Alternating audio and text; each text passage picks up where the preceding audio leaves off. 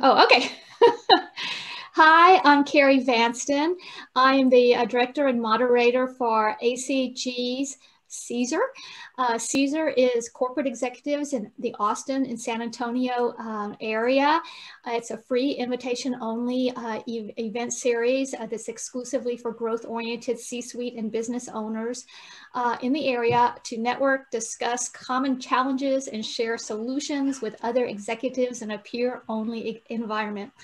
We have the roundtable on the first Tuesday of the month, where we always have a guest speaker and everybody gets to introduce themselves. And then we have a mastermind on the third Tuesday of every month. Today, we're having Damon Neth, founder and CEO of CXO Service Company, and he's going to be talking about traction and getting a grip on your business with EOS. And I'll introduce him in a little while. And then we have a couple of people set up for the next couple of months. Cole Harmonson is a founder and CEO of Dale Capital Partners, and he's going to be talking about, this isn't going to be the exact title, we're still talking about the exact title, but we're going to be talking about how to deal when you're leading a company or you're part of a company and dealing with all the divisive politics type stuff. So that will be a really interesting one. And then Mason Arnold, who's the founder of CC's company, vegetable company, CC's vegetable company, he's going to be talking about changing consumer trends during COVID. So something to look forward to. And then we would love to thank our wonderful sponsors that make all of this possible: Weaver, Dykema, Insperity, and then Higher Better.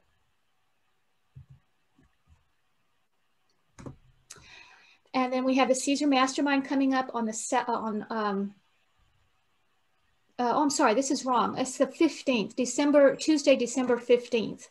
That's the third Tuesday. So be sure to put that on your calendar. We'll send out an announcement of that in the next few days. And if you're not familiar with Mastermind, it's just a great opportunity for people to come together, 2 or more people connect to a higher intelligence. It's just a really great way to connect and get ideas and process ideas. Each person gets about 10 minutes to talk, so everyone has an opportunity to participate. It is considered a confidential and will not be recorded, as opposed to the roundtable, which is recorded. We're going to have, the agenda is we're going to have welcome and lightning round introductions, and then we'll have our guest speaker, Damon, and then we'll have discussion and networking afterwards. I would also like to remind you that we have a Facebook, so if you guys are interested in that, you can just look up I think most of us are on it, but ACG CEASAR is how you look it up, or just ask Sarah and I. And then now I'd like to introduce Susan Vaughn, and she's going to tell us a little bit about all the wonderful things about ACG. Thank you, Carrie, and hello everyone again. So great to see you here. Hope you all had a great holiday. I just wanted to update you on a few things that will be on our radar for ACG, for the ACG community.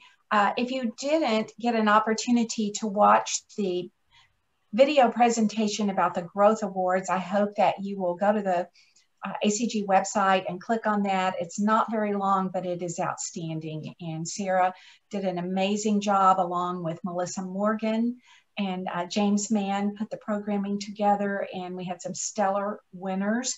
And so I would love for you guys to check that out and then share it on your social media if you would. We have coming up this Friday our second installment of the Private Equity Two-Step, which has been one of our signature events annually. This year we're doing it differently, of course, but this is the second of 4 installments. The first one was kind of a high-level overview of mergers and acquisitions, and this upcoming segment will be on, let's see, due diligence issues that can derail a transaction, and it will be a panel discussion, so it should be really interesting. Again, that is Friday the 4th at what, 9 a.m. or 10 a.m., Sarah? 9 a.m. Thank you. Okay. As Carrie said, we have the mastermind on the 15th.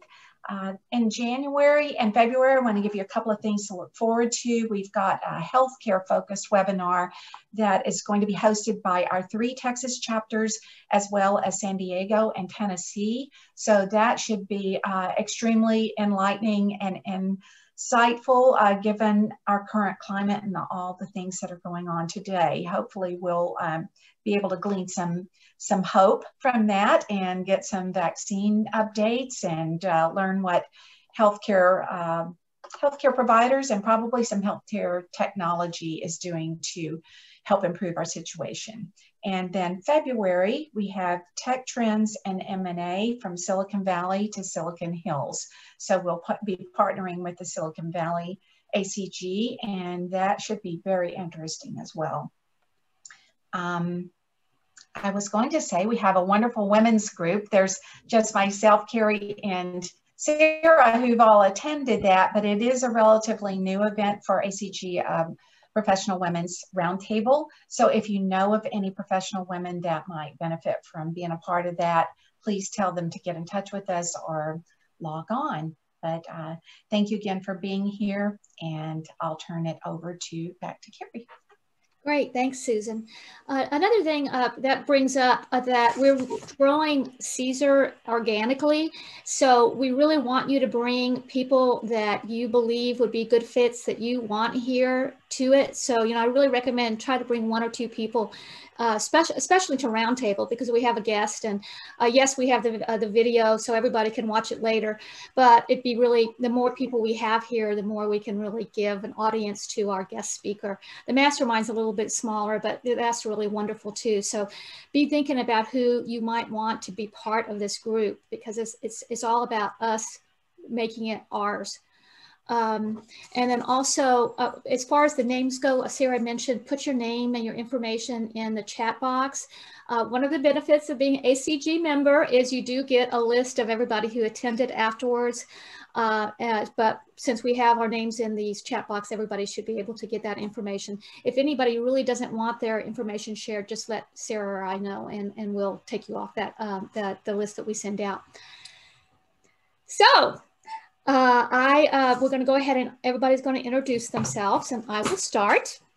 I am Carrie Vanston. I am the alligator wrangler, and I help C-suite and executives and professionals who are up to their necks in alligators. I help them increase their energy and their mindset and their leadership levels so that they can achieve their goals quicker and with less stress and more happiness and fulfillment.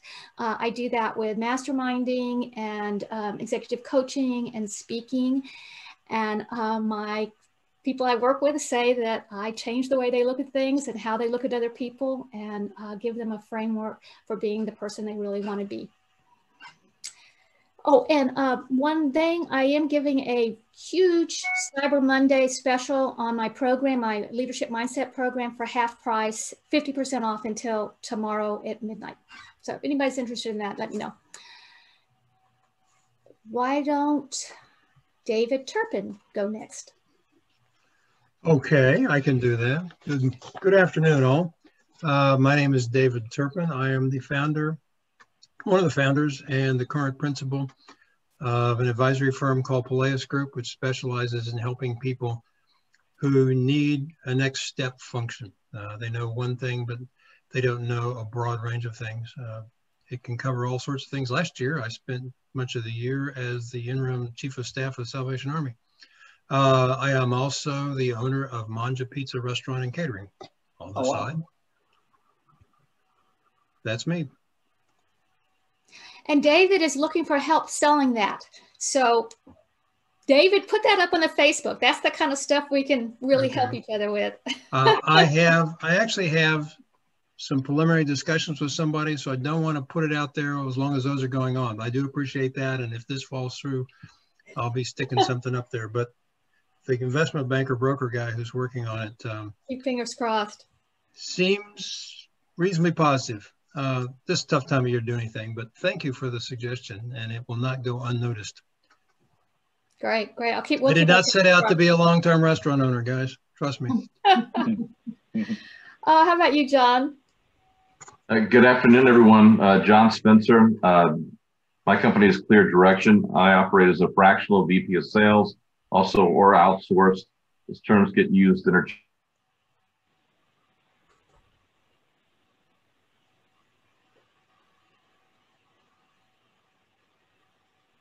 Oh, we lost you, John. Why don't we come back to you? We'll come back to you, John. Why don't Andy, would you like to go next? Sure, I'll go. Hi, I'm Andy Fogarasi. I'm a serial entrepreneur. Currently, I'm operating my own little consulting company on operations, e-commerce, and supply chain. I've had that little company for about 20 years called Austin Beta.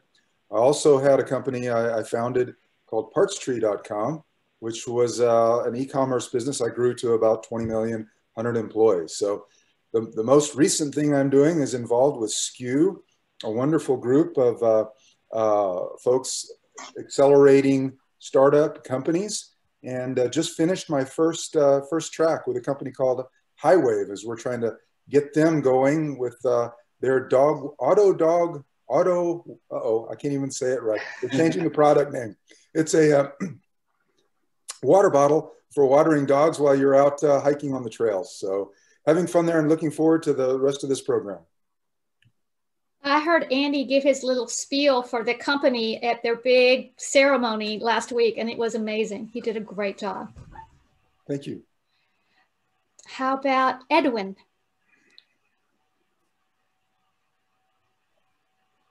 Thank you, Carrie. I finally follow up on an invitation from you, and I am glad that I did. Thank you. My name is Edwin De Angel. I am the founder of Invention Matters. I have a long background into technology, mostly as a chip designer, more than 20 years, but over time, I moved more towards intellectual property and found that a lot of the value was right there at the cross of innovation and IP. At Invention Matters, we have a group of subject matter experts, and we advise in the areas of patent infringement. We also do licensing and monetizing for companies, and we often work with investors in due diligence or helping startups to connect to investors when they are raising and showing the value of their technology, especially in the context of M&A. We have all the data and the expertise to actually look at comps on M&A from a technology perspective and contracts that have been made for royalties and so on, and show value from that perspective and the value of patents. Great. It's great to have you, Edwin. Thank you for coming. Thank you. And how about you, Jason? Hey, thanks, Carrie, for the invite. And it's nice to see you and Susan. I haven't seen you guys in a long time. And so my name is Jason Jowers, and I've spent the last 18 years in Austin in chip distribution, computer chip distribution. And as of July, moved over to the other side of the spectrum. And so I'm working for Tokyo Electron now. And so we manufacture equipment that manufactures chips. And so been over here in operations, risk management, and quality since July, and loving it, and really looking forward to being a part of this group and hearing about one of my favorite books in the world, Traction. Great. Thank you, Jason. Thank you for coming. I've been trying to get Jason to come for ages. So that's wonderful. Yeah, I appreciate it. Thank you for being so persistent. I'm really excited about joining here. Great, great. Bill, hello. Yes, hello. I'm Bill Leake, and I seem to be wrangling alligators poorly at the moment. So, you know, if anyone who could assist with that, I'd appreciate an introduction. But amongst the holidays and primary parenting and dealing with car issues and phone issues and administrivia while trying to bring one business back to pre-COVID performance and stupidly launching another at the same time, I find myself with more spinning plates in the air than I'm typically comfortable with. Well, hopefully you'll get some ideas today. I'm glad you came. Sarah?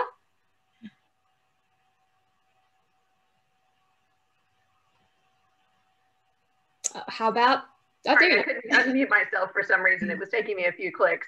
Hi, Sarah Singer, Chapter Executive with ACG ASA San Antonio.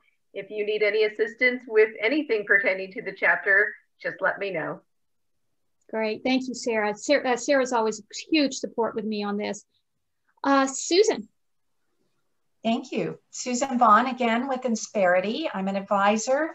I've been with Insperity around 8 years. Prior to that, I was a business owner and had about 7 years in executive search. So I would say about Insperity, if you're not familiar, if a company has employees, they can really benefit from knowing about our services. So we have end-to-end employer solutions, meaning employer technology, HR technology. We have do all the payrolling. We do all the employee administration. We provide you with a full team of professionals that can manage your compliance. So we're all about employer risk management. And one of the things that we do that is amazing for companies is we provide them access to Fortune 500 level benefits so that they can attract and retain top talent. So it's a consolidated service offering, turnkey, provides an owner an opportunity to stay focused on revenue generation as opposed to, and I'll borrow Bill's word, administrivia, and all that can distract them from staying focused on core business. So if you know anyone who has employees that is pulling their hair out over administration or over employee benefit cost, I'm your woman. Thanks, Susan. I'd like to introduce Damon now, and it's really funny because John Spencer, who apparently is having some problems getting on, he's the one that introduced me to Damon and got him on board because he was so excited about some of the work that Damon has been doing around EOS. And it was so funny. After we started talking, I was talking to Andy, another regular, and Andy was telling me, well, oh, you got Damon. That's wonderful. I guess maybe that had something to do with our conversation last week. And I was like, I looked at my notes, and sure enough, we had been talking about bringing in a couple of other people from SKU. We have Michelle and Kirsten coming in from SKU, the directors of SKU, probably in March. And I had jotted down Damon's name, but I was concentrating on Michelle and Kirsten. So I looked down, and sure enough, he had recommended him too. So we have two of our CEASAR people recommending Damon. So you came highly qualified. Excellent. It's small world. Well, thanks so much for having me. Yeah, I'm so happy that you were able to come and were available. Damon is a founder and CEO of CXO Service Company. He's a career entrepreneur, interim executive, and EOS business coach. His best-selling book, X-Formation, is widely considered the Bible on interim executive leadership. As an entrepreneur, he and his wife, Stacy, have founded 5 companies, acquired 4 others, and successfully exited several. In addition to CXO, he and his wife currently own and operate Meetingful Spaces. And this is a company that offers great offsite meeting experiences. So, welcome, Damon. Well, thank you. Thank you for the warm welcome. I'm just going to share my screen with everyone. Yeah, so we're here today to talk about EOS, the Entrepreneurial Operating System. Many of you may know that as the book Traction. So some people call it Traction, some people call it EOS. Really, it's the same. The book Traction talks about the toolbox. Sorry, everyone, I'm just going to resize my window here so I can see everybody. So the book Traction talks about the tools within EOS. EOS itself is a framework for operating a company with these tools. And that's what we're going to talk about today. Oops, sorry about that. So just real quick before I start, can I just kind of see a quick show of hands? How many people are aware of Traction, the book, or EOS, the Entrepreneurial Operating System? If you've heard of it? Excellent. So just about everybody on the call, that's great. The really interesting thing about EOS is that a lot of companies I work with helping them implement EOS, they kind of have this attitude like, yeah, we read the book. We are engaging you to kind of give us the master's class. And the more I study, the more I learn, the more I practice EOS, it is really all about the basics. So this presentation might seem like stuff that's in Traction that you've already read. I hope it's not boring or things that you guys already know. I hope to add some additional value. But since everyone on the call has kind of been exposed to it or has some awareness of it, feel free to ask me any questions at all. You know, I love to be challenged. If you don't believe what I'm saying or you don't believe in any of the tools or Traction or whatever, you know, I'm happy to be challenged and talk about why I believe in all of this so deeply. And really, my goal here today is to serve you all, you know, so I want to make this time as valuable as possible. So if there's anything on your mind, let it rip. Probably the easiest way to send me questions would be through chat. And I'll check that occasionally while trying to stay focused on my presentation. But really, whatever works for you works for me. So let's, as mentioned in my intro there, thank you very much for the kind intro. I've really had a few different chapters in my career. So in the early days, like the 90s and early 2000s, I was a leader of massive tech transformation initiatives for Fortune 500 size companies. So basically, I would step in, lead the program to replace their massive enterprise systems, re-engineer business process around those new systems, and oftentimes reorganize the company to take advantage of that. So I was working as an interim executive early in my career, leading these massive programs, really just because they were so expensive and mission critical that, you know, board level resources needed to have eyes and visibility on what I was doing. And I kind of thought that might be my career forever until .com burst. The enterprise engagement market dried up because everyone had replaced all their technology with year 2000, you know, under the year 2000 banner and all that. And so, although I was an entrepreneur in those days and had my own consulting company, I then went on to start some other companies. And so, as mentioned, I've run 5 companies with my wife. I had an additional company that I started myself and worked on. And really, much like some other folks said on the call, I'm kind of a career entrepreneur, if you will. And my experience spans technology companies, professional services, especially in tech, retail, and CPG. And I guess my maybe claim to fame is Stacy and I, my wife, we started Disc Nation, the disc golf superstore. That was when I left the corporate world and really wanted to do something different. And we grew that company to eventually be the largest retailer of Frisbee type products in the world. So that would be disc golf, ultimate Frisbee, things like that. Basically anything that you would use a flying disc for. And my third chapter actually was kind of surprising. When we were getting ready to exit the Frisbee company, I learned a lot about myself owning Disc Nation. One was that I don't particularly enjoy owning product-based companies, even though I know a lot about how to operate them. I just like the dynamics of professional services better. And most importantly, I like helping people as compared to selling products. And I learned that about myself along the way. So my third chapter really kind of combined my two worlds. It brought together interim executive leadership and my experience in Fortune 500 with kind of grassroots, ground up entrepreneurship. And I thought, you know, boy, I'd really love to be a professional service provider to this market. And that led me to be an interim executive for what I call small and mid-tier companies. So I was working, still do work as a interim chief technology officer, chief operating officer, chief executive officer for organizations that are smaller scale. So I would say typically maybe $2 million a year in revenue to $100 million, things like that. And that's exactly how I found EOS and Traction, is working as an interim executive with smaller entrepreneurial companies here in Austin. A lot of my best clients were all using Traction and EOS. And so I'd show up that, you know, we'd set our marching orders and our mission. And, you know, along the way, I'd say, well, we run on EOS, read this book and learn about it. And an amazing thing happened to me, and which is why I'm so passionate about what we're going to talk about today, is I had zero interest in learning new frameworks, new methodologies, new ways of doing business. I really kind of felt like I had learned that and I was successfully applying my skills and didn't need any additional tools. But once I read Traction, I couldn't unread it. Once I learned it, I couldn't think differently. And it was so amazing to me that so late in my career with so much experience that a book that talks about simple business concepts could have been so powerful in my world. And that's how I became an EOS implementer.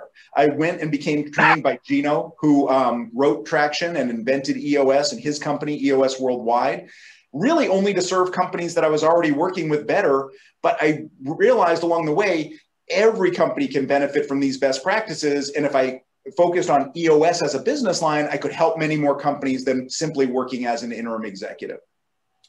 And of course, that brings us to the question for today, which is really a seldomly asked and underappreciated question, which is, are you getting everything you want out of your company or companies or your job if you're a key executive?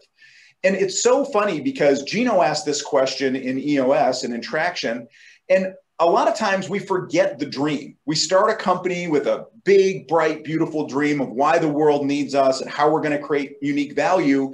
And then quickly it becomes more of a slog, a day-to-day battle, a grind to get the vision out there, to get traction, to get what you want. And many people lose their dream along the way, and it just becomes work.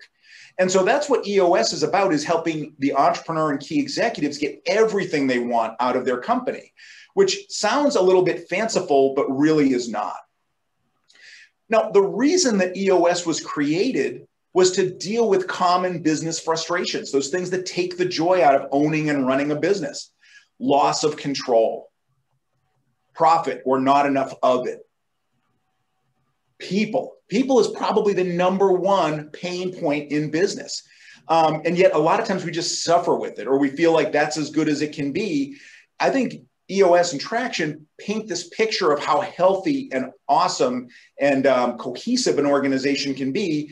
Obviously, you need the right people and you need them doing the right work for that, but that's a frustration many of us feel. And a lot of times that just causes us to hit the ceiling. I love the book Good to Great, Jim Collins. It's a business classic. In Good to Great, if you haven't read it recently, or if you've never read it, he talks about how Circuit City was one of the hallmark companies, outperforming the stock market and all of its industry peers. Well, obviously, Circuit City's not around anymore. They simply hit a ceiling they couldn't break through. That's a reality we all feel in our businesses, is that at every stage, we're likely to hit different barriers or ceilings that we need to break through to get to the next level. And all this can kind of culminate in a feeling of just nothing's working. You know, we're putting in the time, we're putting in the energy, and it just doesn't feel right. Well, that's what Traction is designed to address. And that's why Gino wrote the book. So Gino invented Traction and EOS, saving his family's company. He was a 22-year-old entrepreneur stepping in to take over his family business, which was one of the largest sales training organizations in the world. And he discovered, oh my God, this thing's on fire and this is a turnaround, not I'm just going to step in and run it. So he spent 3 years turning around the company and started hearing questions from other entrepreneurs about how they might be able to apply the same disciplines to their business, which is why EOS was created. And the important thing that everyone should know is that these are simple, proven business tools that are used successfully over and over again, and not just at tiny entrepreneurial companies. The clients I work with range everywhere from like 4 or 5 employees all the way to 1,000 employees. So these practices scale well. It's just that as organizations get larger, they tend to get more bureaucratic. It sounds like, as Cole Harmonson is going to talk about in the upcoming future here, they become political, sub-agendas emerge, things like that. So these principles work for any business that wants to put them to use. It's just that larger companies often fall victim to bad behavior that kind of obfuscates what we're doing. They create this cloak of, they veil their goals. They have multi-layered things. They're kind of working against one another to promote their own agenda. I saw all that firsthand in the Fortune 500 world, which is why I don't work there anymore. It's just simply too hard to get things done.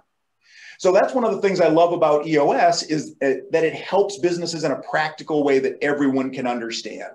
And it's utilized by over 10,000 companies. And it's actually more like 100,000 companies. There's 10,000 companies that have been helped by folks like me, but there's about 10 times more companies that are trying to do this on their own and are trying to put these practices to use. So this stuff really works, but you have to put it to use. You have to be right-minded in your pursuit of it. And ultimately, what we do is we focus on 6 simple key components that every business has to be strong in to be sustainable, to get traction, if you will. And what I call traction is a system for repeatable excellence. So by focusing on these 6 key components, we can create a framework and get an engine running where it's less dependent on the entrepreneur. It's less dependent on certain key resources. And we now feel like we're getting traction, we're getting the flywheel spinning, and things are starting to happen at an entirely new level.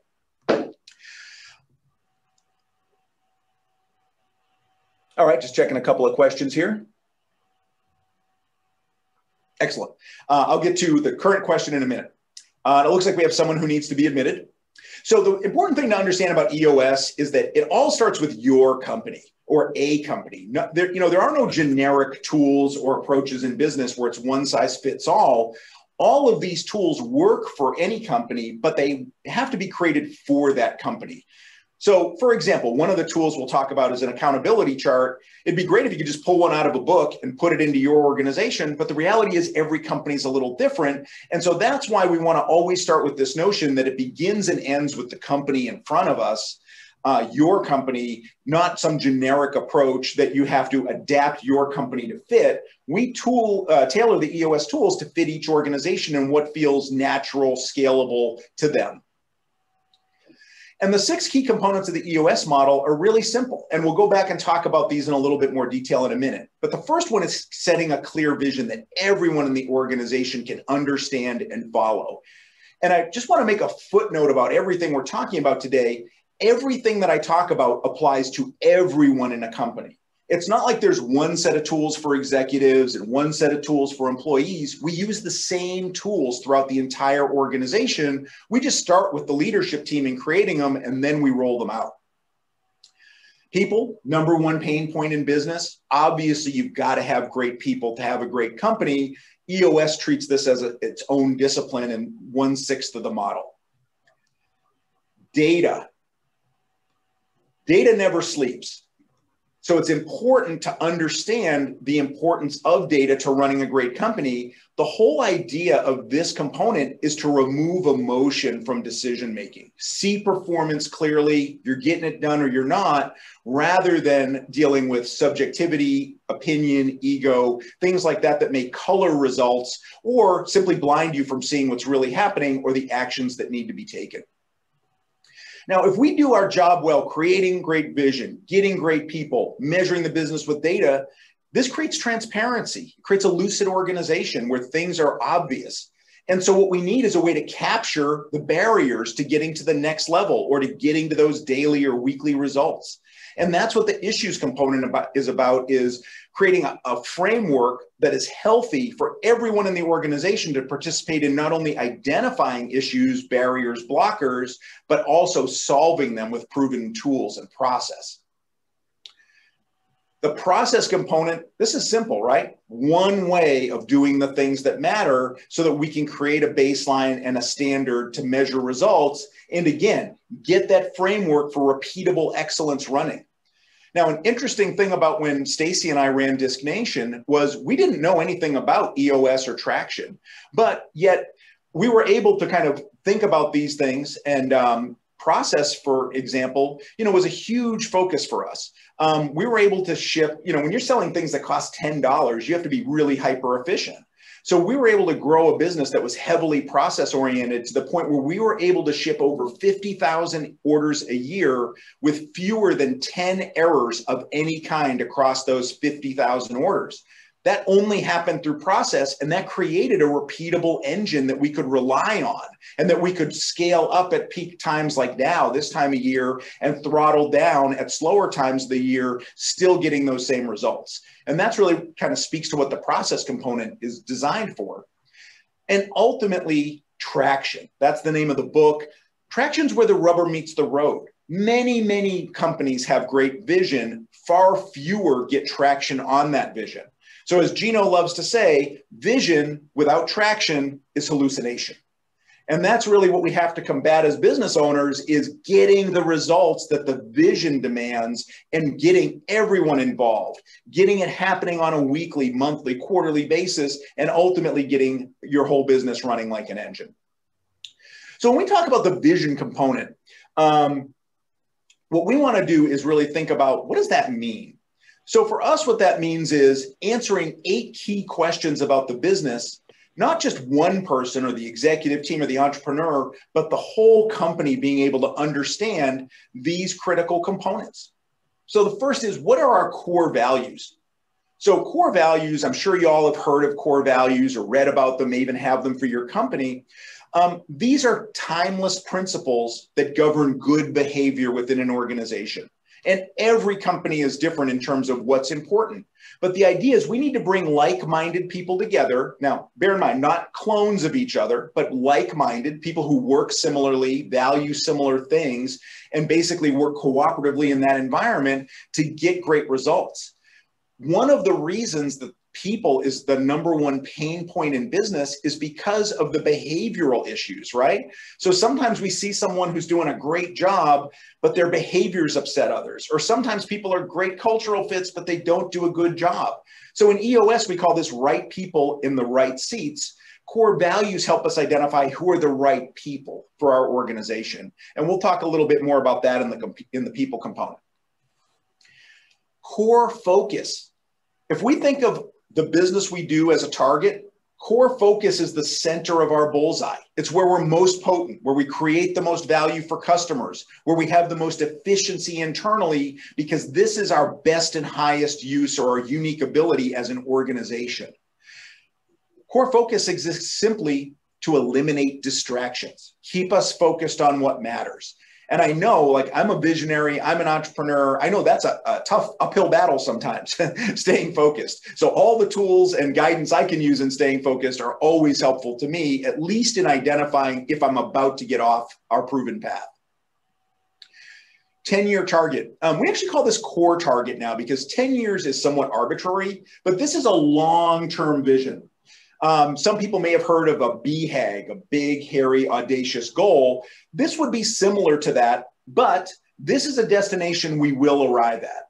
And that's an important distinction. Sometimes BHAGs are so big and hairy and audacious that they don't seem attainable. And so as a result, they can be demotivating. This is a destination we're going to arrive at over the long haul. And in terms of dialing it into each business, some companies, many, have a 10-year target, a 10-year vision. One company I worked with had a 100-year vision because they're a multi-generation family business and they want to set that guidance, that guideline for the organization far into the future. And I also have some companies where they have a 2-year target because they're simply planning an exit in 2 years and their vision doesn't extend beyond that. Marketing strategy. So if core focus is the center of our bullseye, marketing strategy brings people to that. It identifies a couple of different things. Our ideal customer, where are they? What are they? Who are they? So geographic, demographic, and psychographic profile of our ideal customer. And the messages we want to deliver to those people. There's many, many ways to market and many ways to deliver messages, but a lot of times we get off track and we figure we invent new messages or new ways of saying things when really what we need to do is say things that already work and that are already within our focus over and over again. So the messages we deliver, 3 uniques. What makes my organization completely unique from anybody else in my competitive landscape? When I put my 3 uniques together, that describes only my company and moves me to rarefied air where I'm now speaking to people who value me at a different level. So they're less concerned with price, convenience, availability, because they now see me as a unique operator and maybe there is no comparative offering out in the marketplace because of the way I positioned it. The next is our proven process. That's how we create value for every customer every single day. And that's important to know so that we can be clear with people about what the process is working with an organization or buying a product or whatever and what our commitment is to them and how we're going to make sure they're satisfied. And then, of course, if we don't make them satisfied, what's our guarantee? From here, we move on to a 3-year picture. So EOS takes a simplified approach to strategic planning. We set a long-term goal like a 10-year target. We use that as guidance to set a 3-year picture. The 3-year picture contains revenue and profit, measurables, and other things that we're going to accomplish, goals over that 3-year horizon. But the amazing thing is we don't actually need to focus on the 3-year picture from an execution perspective because we're going to bring the important pieces into this year in a 1-year plan. So we use this simplified approach to strategic planning where we're just basically bringing forward the pieces we need for now so that we're not trying to eat the elephant all at once. We can do it 1 bite at a time. Now, the reason we call it a 3-year picture is because we want to paint a vivid picture in people's minds. The saying, "Can you see what I mean?" comes from that notion of being able to see something in your mind's eye that looks more like a picture than just a thought, right? So the idea is if we paint this vivid 3-year picture, now we're getting people bought into the long term of our company. We can bring a piece of that forward with our 1-year plan. And then ultimately, what are our quarterly priorities that get us there? So we basically take our long-term vision and get it all the way down to a quarterly 90-day initiative that's going to help achieve a piece of that. And that's really what EOS is all about, is this rhythm, this heartbeat, this drumbeat throughout the organization. And then as mentioned, of course, whatever's getting in the way of our 1-year plan, our quarterly rocks, et cetera, these are issues that we want to capture and solve as a leadership team at the top of the organization, or even lower levels in the organization based on the work you do or the issues that you're having at your level. And once we have this vision, as mentioned, we've got to get it shared by all. So if there's 142 people in the company, all 142 should understand this vision the way the founders, the executive team, the other leaders do, because we need their help. We want to get all the arms, minds, and legs engaged in this, helping make the company better, helping achieve our goals. It starts with sharing a clear vision. So as mentioned, the people component here, we talk about the right people, core values fits, being in the right seats, the work they do. So one of the tools we use for that is an accountability chart, which shows the different functions within an organization. So let me just go back here quickly. So this is a blank accountability chart with no responsibilities in it. But this is an important slide because there's a couple important things here. One is every single company and even nonprofits have to account for the 3 things at the bottom of the slide.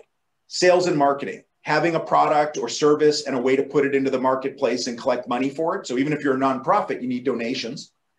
Operations, how we create value for every customer every day or produce our product and service, things like that. And then administration or finance, which account for the details. This slide actually should say administration because it's more than just finance. It could be HR, like what Susan's company helps with. It could be legal. It could be technology. Every company's accountability chart is a little bit different. And sometimes we even use outsourced partners like Insperity. We still want to be clear on what our needs are as a company. And that's what the accountability chart does. It's a functional breakdown of the organization that is focused on creating centers of excellence around each of these different areas. And rarely does an accountability chart look exactly like this, because for some companies, sales and marketing have 2 different leaders. Operations may be 2 or 3 different leaders, depending on the nature of the organization. And as we talked about, administration could have 1 leader that leads everything, or maybe you have an HR leader and an accounting leader. It doesn't really matter. Again, it starts with what your company needs and we dial it in from there. But the second important notion on this slide is that of visionary and integrator. So an integrator harmoniously and seamlessly integrates the major functions of a company. So they're like a chief operating officer or a president in typical parlance. This person's job is to lead the leadership team. But oftentimes, in about 50% of companies, there's someone else above that, and that's the visionary. A visionary is very different from an integrator. A visionary is oftentimes the entrepreneur or founder. They're the idea generation machine. They're great at big relationships, creating relevancy for products, drawing attention to them, ultimately have 100 ideas a week. An integrator is kind of the opposite. They're a steady state operator. They want to create plans. They want to see execution happening. They want to do things with quality and measure results. A lot of times visionaries lose interest in those things. So about half of the companies out there that we work with have a combined visionary and integrator, 1 person. The other half have 2 different people, visionary who focuses on those things and integrator who translates that vision into reality. So I like to think about it as strategy, plans, and actions. And as we get lower in the organization, that's where the actions are occurring that produce the results. Now, in the chat box, someone asked me about will we be covering GWC regarding people, get it, want it, and capacity to do it. That's really what this talks about. So one of those boxes, like we had head of operations on the other slide, that's what would be at the top here where it says function, and the name would be the person accountable. The bullets would be how that person creates value to the organization. So we pay people money in exchange for work. I call that work creating value. The value has to be in excess of the pay, right? And that's easy to see in sales jobs or things like that, where you can measure sales and you can measure expenses. It becomes harder in operations or administration or places like that where there's no revenue component. But the idea is you have got to create so much value that I can continue to pay you, scale the company, meet all of our other obligations. Otherwise, it's simply not a sustainable model. So we start with what the company needs, and we then put people into these functions based on their capabilities. The way we test that is we ask if they GWC that function, or get it, want it, and have the capacity to do it. So these may seem like simple questions, and I've even had people look at me kind of weird, like, what do you mean if they don't get it? Well, just because you do a job doesn't mean you fundamentally understand it, and you may not fundamentally understand the way that job needs to happen at my organization or in your company. Like, for example, sales rep could mean a million things. Some sales reps have to do cold calling. Some have to do door-to-door knocking. Some have to respond to inbound leads. Some have to do all that. We want to be clear on what we need as an organization, and that the person who we're thinking about for this position understands that that's the job and not something else. Now, assuming they get it, they've got to want it. And when I say want it, I mean for the right reasons. Many people want jobs for the wrong reasons. Pay, title, glory, awesome benefits. If you're there for those reasons, you're probably going to lose interest over time. So when we talk about wanting a job, it's all about getting energy from that job. It's about, does this make me excited as a person? Like, for example, I learned during running the Frisbee company, I don't really want to sell products to people. What I want to do is help people. So I want to get up every day and help folks like you because, frankly, it just charges my engine. And the capacity to do it is actually two things. Oops, sorry. It's the skills to do that job, and it's the time to do it properly. And a lot of times what we discover is we have people in multiple seats and they're splitting their time between them, and that impacts results. But ultimately, if you want and have the capacity to do your job, you're doing a great job at that function, creating great results and doing great work. But of course, that doesn't necessarily mean that you are a great employee, because you also have to be a great cultural fit. So when we talked about having core values, a really, really important notion is that they have to have teeth or pain or consequences behind them. Like, for example, if we say one of our core values is being positive, we want positive, glasses half full type of people in our organization. And then we have a bunch of folks who are, kind of downers. They're always talking about the negative. They bring problems, not solutions. Everything is, the sky's falling. And we let those people stay. What we say is, this value doesn't matter. We actually don't care about it. And that's actually one of the main challenges with organizations is they create core values, but either they create them for the wrong reasons, like they create them for the external world, not as an internal people filter or people tool. So they put them on their website, maybe they hang them on their break room wall or whatever, but they really weren't created to govern good behavior. The other challenge or I guess problem I see with many companies is they create them with good intent, but they don't put them to use. They figure, oh, we'll put them on the cafeteria wall, everyone will see them, and that'll be that. But the problem is then there's no enforcement, there's no reason to abide by them. They're not really meaningful or personal to that person. They're just a poster on a wall. So what we talk about is hire, fire, recognize, reprimand employees, not only on the work they do, but also on the core values. And what that means is if you are not a good core values fit, it doesn't matter how talented you are, because you might burn the place down with your bad behavior. And we saw this at the Frisbee company. We didn't know anything about EOS, but we did know about core values. And before we had them, we had terrible cultural problems that were mystifying to me. I'm like, how is it that people could be unhappy in an environment where we're surrounded by fun things? Everybody here has a passion for the sport, disc golf in particular. We have so many things in common, yet the things we didn't have in common resulted in conflict, unrest, people just being unhappy. And it wasn't a fun place or an enjoyable place to work for a period of time. Once we created core values and put them to use, all those folks who were creating conflict and disruption left. New people came in who abided by those values, and man, the results were amazing. Our culture grew exponentially, and so did our performance. And you never would have thought it was because you had folks on board who were not really core values fit. Just really quickly, this is a tool called the People Analyzer that I just want to give you a peek at, because what it does is it brings together core values fits with GWC. So it gives us the complete picture and adds some data to what are oftentimes mystifying people issues. So down at the bottom here, you'll see we have this thing called the bar. That's where employees need to be at or above to be considered in good standing. So they have to uphold our core values fit, and they also have to GWC their role. And as you'll see, core values we rate on a plus, plus minus, or minus system. So plus, they always or mostly exhibit this value. Plus minus, they sometimes do. Minus, rarely or never. So help first is a core value in the middle of the column here that I have as an EOS implementer. So if I'm the sort of person who's like, I'm only going to help you if you pay me, or I'm only going to help you if there's a win in it for me, I would be a minus on this value.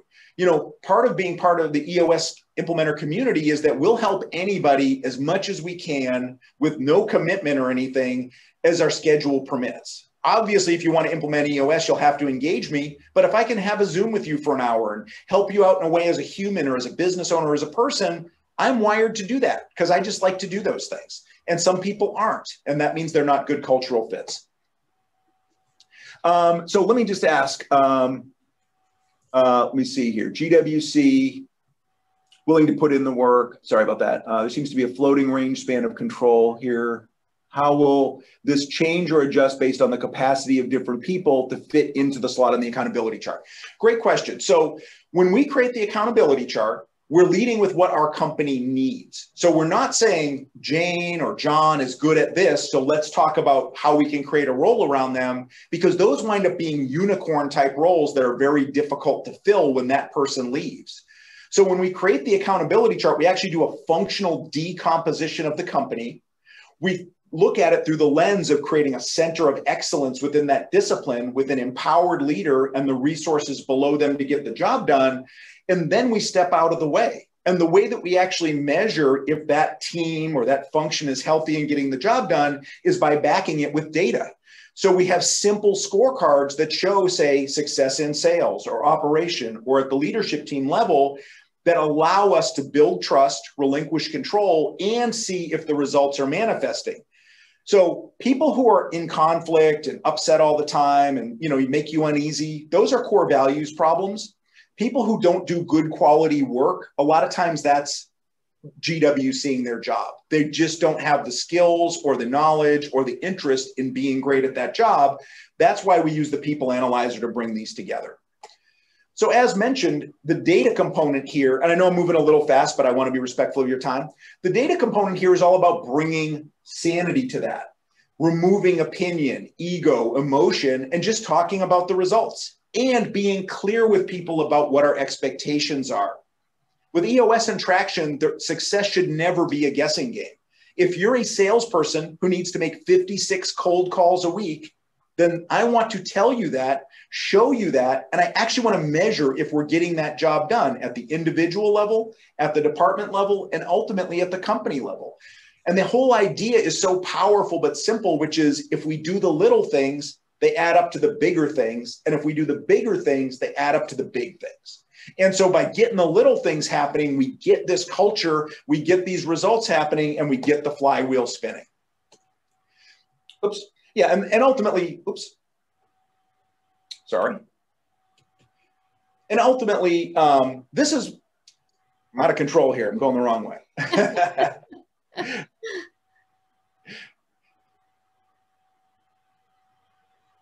Okay, so, and this is how simple a scorecard can look under EOS. You can make it more complicated, but it's what are we measuring? Who owns that responsibility or that measurable? And what's our goal? And then we measure weekly, ideally, because weekly measurement as compared to monthly gives us 4.5 times more error correction cycles a year And when we also do this, we try to find early indicators, leading indicators as compared to end results so that we can see problems brewing and nip them in the bud. I had one company, for example, that didn't measure revenue on their scorecard because they knew every sales rep who picks up the phone every day, $250 shows up in 4 weeks. That was a combination of their close time and their close ratio and all that. So what they measured were calls. Every sales rep every week, 48 calls, they knew they were going to hit their revenue number. And if that didn't happen because someone was sick or they were short-staffed or whatever, maybe didn't have enough leads, they knew trouble was coming, which gave them 4 weeks to fill in that void by doing a special sale or promotion or things that they normally wouldn't do. And of course, you know, these are just a small number of examples of what could be on a scorecard, you know, but this is what we help companies with, is dial in their scorecard to what matters for them at every level of the organization. As mentioned, issues component is super powerful and it's also simple. Issues list managed at each level of the organization. So if you're maybe an order packer and you're on the warehouse floor, you guys have an issue list that's related to order processing or warehouse operations. Above that would be an issues list that might be related to operations in general. And above that would be a leadership team issues list, top level issues that the leadership team needs to solve. And the whole idea is to get all the arms, minds, and legs moving on this. So we actually want to push issues down as far as we can and charge those people who are closest to the work, closest to the problems, closest to the needs to solve those. And if they can't or they struggle, they escalate that up to the next level. This is how we get healthy issue identification, management, and solving happening in a company. And the process we use to solve issues is IDS, which is the issue solving track. And it stands for identify, discuss, and then solve. So this is a 3-step process that we teach companies and individuals on how to solve an issue. Because many times what happens is this: we only discuss the issue. This is what I've seen over and over again, especially in big companies, is we put the issue out there and we talk about it and, oh God, it feels so good. It feels so good to finally get it out there and get it off our chest. But the problem is a lot of times that's not actionable. We don't solve it, or we actually solve the wrong thing. So that's why we use this 3-step process where first the issue owner, the person who saw the problem, explains it to us and we dig down to the core of what is actually causing that issue. We have to do that before we can move on to discussing it, because otherwise we might be solving the wrong thing. Once we've had a healthy discussion where, say, the whole leadership team participates and shares their ideas on how we could solve it, we then move to solve it. And the solve, and this is really important because I get this question all the time, is how can we solve something in a meeting? The solve is just an action plan, right? The solve is what we're going to do to put this issue away, but we're now all united. We're unified. We all see it the same way and we all agree. Or even if we don't agree with the answer, because maybe we had a different idea of the solution, we commit to the solution. And that's a next level team health habit, is to disagree but commit. And so that's one of the ways that we work on helping companies create clear vision, get traction, and ultimately achieve health, is by improving team health and providing different ways of looking at things and coaching them up to understand healthy teams don't always get their way every time. And the IDS process facilitates us coming together to solve things. Process? Well, this is pretty simple. Oops. First off, we've got to have our processes documented. Now, EOS takes an 80% view of the world first. And then once we've gotten to 80%, we simply decide, do we want to go further? That simple mindset allows us to bring so much value forward as compared to perfectionist thinking, right? We can't define it. We can't launch a process or publish it until it's perfect or until we're all comfortable with it. Well, the reality is a lot of times what we can do is do 20% of the effort to get 80% of the way there, then let people use it, try it out, rev on it, etc., so that we can ultimately get to our final results. So from an EOS perspective, we focus first on core processes, the main processes that run through an organization, which might be our people process. How do we interview, hire, review, fire, put people on, performance improvement plans? When are people eligible for promotion? That's a string of processes that would be our people process. Obviously, sales, marketing, operations, you guys understand that. And again, the idea is not every company has the same core process buckets or same needs. So we start with these major processes, define those at a level of detail that is usable but digestible. And then we roll those out and see, do we need to go deeper, right? Once we start seeing the results and we can measure with data on a scorecard or something similar, we can now see if we need to go further in process. If we have lots of errors or people confused or inefficiency, we probably need more process. If we're hitting all of our measurables, we're probably good at the stage we're at. And just like our vision has got to be shared by all, our processes have to be followed by all, or otherwise we are not creating a system for either repeatable excellence or a baseline to improve it. And I think that, that's a really important mindset, is that it doesn't have to be perfect. It simply has to be a baseline so we can see, are we getting it done or not? If we don't have the process followed, then we have no baseline whatsoever because we have no idea what people are doing. And traction, how does this happen? First, through quarterly projects or rocks. So again, 3-year picture, bring it 1 year forward into our 1 year plan. Quarterly rocks, we take a bite-sized chunk out of that 1 year plan every 90 days.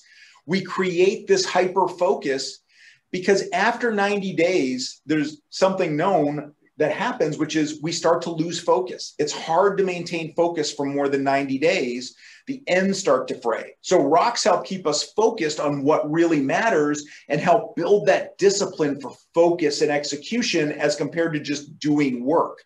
Rocks move an organization forward. They represent permanent progress to the company, the department, or the job. They're not just simply doing work. And ultimately, how we meet is an important part of the traction module. How often, how we meet, who meets, etc. Many organizations suffer from really inefficient meetings. So we use this level 10 standard agenda to drive every meeting from top to bottom in an organization, bringing everyone together in a department, on the leadership team, or in a sub-department every week to simply go through these things. So I'm running a little short on time. I won't cover each one of these, but the idea is we look at data every week. We look at our major projects every week. We share headlines, good and bad, every week. And we make weekly commitments about what we're going to get done that we track as to-dos. But the most important part of this is we spend 60 out of these 90 minutes solving problems every week.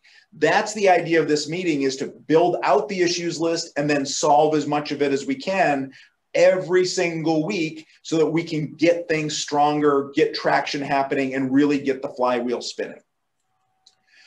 And that's the EOS model. And here's my contact information for you guys to review. So I just went through an awful lot. I'm guessing some people out there have questions, maybe burning questions that they had on their mind coming into this that I didn't address. How can I be helpful to you in the time that we have remaining? Is there anything you want to ask me or challenge me on? I have a question for you. Can you hear me? Hey, John. So on the L10 meeting, when you're reviewing the 5 minutes for the review of the rocks or what have you, how does that go? Is it like a round table, or is it just do you have like a dashboard up there? Or? Great question. Yeah. So you'll notice the top 5 segments are 5 minutes each. And you're like, how the heck could we do a scorecard review or talk about rocks in just 5 minutes?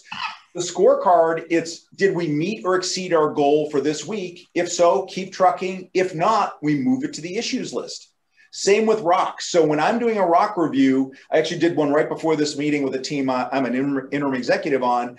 I read the full rock. So I say, John, your rock is to develop a sales pipeline, which means you're going to put all the historical opportunities in there, make sure that everything's accurate, and do outreach to at-risk customers. Are you on or are you off? And you would just simply say, I'm on, meaning I believe I'll get this done by the end of the quarter. or I'm off. I've hit a barrier, I've hit a blocker, this is suddenly bigger than I thought. If it's off, we move it to the issues list so we can help get you unstuck. If it's on, we keep trucking. I don't want a detailed status. I don't want to know what you did last week. I'm taking you at your word, and we're building health and trust.